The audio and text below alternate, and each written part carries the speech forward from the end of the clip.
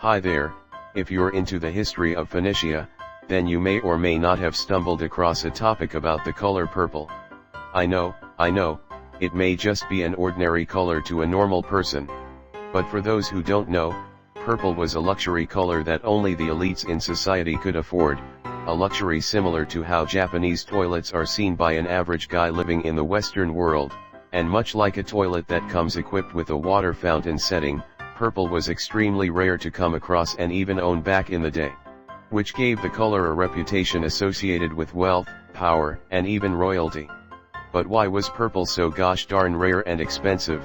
Did it have to do with its looks, aesthetics, or was it all a hoax created by an everyday peasant, with the goal to con society's richest and powerfuls out of their money?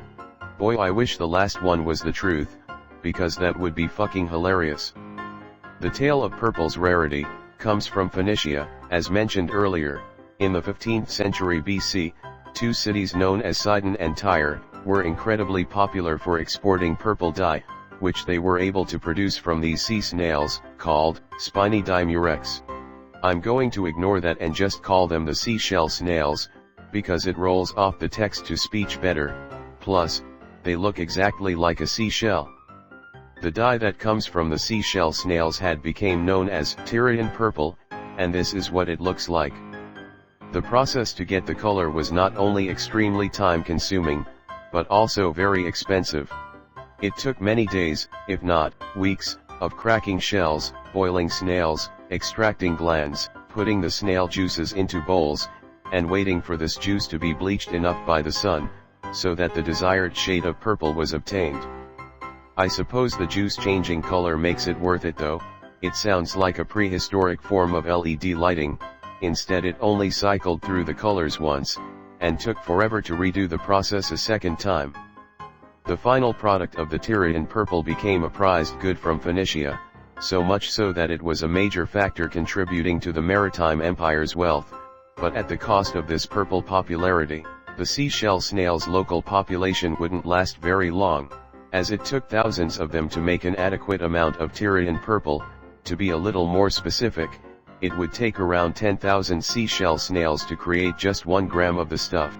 So of course, with an inefficient amount of juice getting extracted from these snails, it caused the population to get driven to extinction around Phoenicia's coast. But luckily for the Phoenicians, they were able to find more of the seashell snails off the coast of modern-day Morocco, and had set up a second production center there. Plus, with its labor-intensive process, from ripping the snails out of their shells to getting the right shade of purple, it made the purple dye very expensive, to which that it was only ever purchased by the elites in society, mostly political figures and the rich. The Roman Republic, and later to be Empire, is a great example for this, as the Romans even used the purple dye for celebratory occasions, most notably when a Roman general had triumphed in battle. They would be donned purple robes with a gold-bordered toga during the celebration. While the connotations of purple being associated with the wealthy and royalty still hold up today, the availability of the color has become much more widespread in today's world, in a synthetic form, which has given you the modern-day luxuries of purple phone cases, coloring pencils, souvenir t-shirts, and even a purple toilet.